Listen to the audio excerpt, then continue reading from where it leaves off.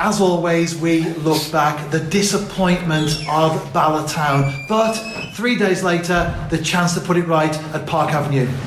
Yeah, it doesn't usually happen where we have another league game so close and so soon as the previous ones. Usually have to wait a week, but it's nice that we can get that game and that result out of the way and focus on this performance, another away game, and somewhere we lost last season. So we've got to make sure that we're up for it. We're not feeling sorry for ourselves, and we go again. Simple as that.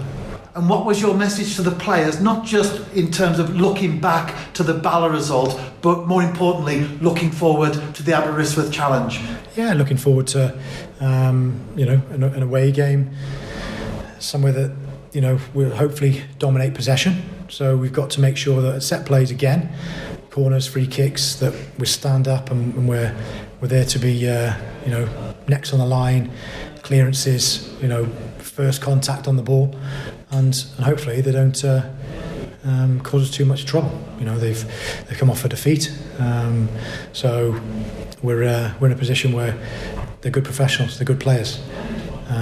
Like I've said to them, we don't lose many games, so it's not natural for us to be in this position where we've only picked up 3 points from 2 games. So we go again and we show how good we are. We saw how much the victory meant to Bala. We saw the same last season at Park Avenue. In many ways, the New Saints is the scalp for other teams to take. Yeah, and I've said that straight after the game. You're up there on a pedestal. Everyone wants to diss you. Everyone wants to say stuff about you. Everyone wants to have a go at our club. You've got to be better, bigger. We are the best players in the league. Got the best staff in the league. Got the best club in the league.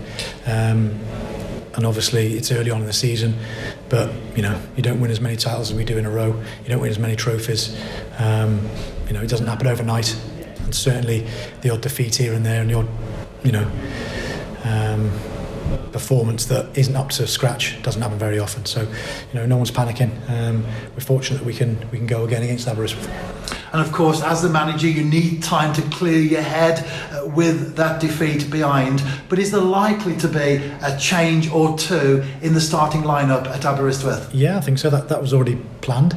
So we weren't going to go with the same 11. There'll be changes made anyway, because players have obviously worked hard in Europe and then for the first couple of games of the season. So yeah, we planned to do that anyway. So we'll just check on obviously the availability of the players and speak with the physio and see who needs a rest or who needs to make sure they keep playing for fitness.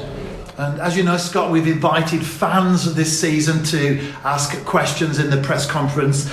And we've had a question from Alex Williams. So we go back to Europe now. And he asks, how can TNS get as far as Linfield in Europe? Yeah, so Linfield are very much the model that we've got to look to. Other teams have been there, the likes of Dundalk and Cork have done very well in Europe. So I do look at the results, I look at what they're doing, I look at the signings, and very much so. I mean, what an excellent result the other night from Linfield, winning 3-2, and very, very unfortunate not to get a 3-1 result. They scored 90 plus 2 minutes, they got a penalty, the Azerbaijan team. So I think hopefully not, fingers crossed that they win that second leg, but Karabag at home, I think I'll have too much for Linfield, but what an excellent ride.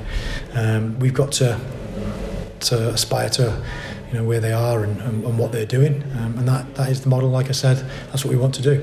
If you look at Ludogorets and whatever have just beaten us quite heavily, they beat Karabag 2-0 in pre-season, so that also tells you that the team we played are possibly better than the Azerbaijan team.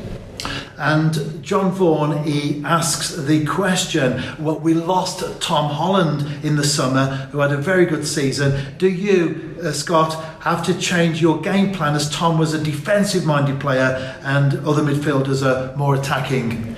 Yeah, we've got Danny and John have played in there tonight, and they've played a role for us that's very much two holding midfield players. We've got Aaron Edwards who likes to get on. We've got Probs who plays as an out-and-out 10. So yeah, we've got enough in there. We've signed Ryan Harrington, who also can play in a holding midfield position. So yeah, the likes of Tom Holland, didn't want to lose him. He felt that his future lay elsewhere from the football club, and we wanted to keep hold of him, but it wasn't to be. Have we gone out there to search for another holding midfield player? Possibly not, because of the other players that we've got, and we feel strongly with what we've got. So if another type of player becomes available, we'll always look at it, but certainly haven't pigeonholed a central midfielder like Tom, but we're always after good midfield players.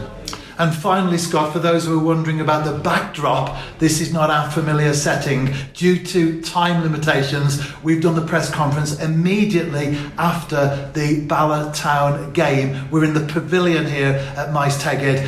As a manager, this is all about you now distancing yourself from tonight's result and performance, being logical, level-headed, and looking forward to the game on Monday. Yeah, it is. It's if you'd have said to me, did we play 2 bad 45s of football? No, we didn't. In spells, first half and second half, we did okay. I think we've let ourselves down as a group and as a squad in the set plays. That's whatever happens. You can't be 2 down. You've got to go again. We've lost 3 points. We've lost 1 game. Our target. The boys have been given their targets for the season. We've won 1, we've lost 1. It's not all doom and gloom. We need to be better at set plays defensively, and possibly and probably set plays 4 as well. We need to be better in both boxes.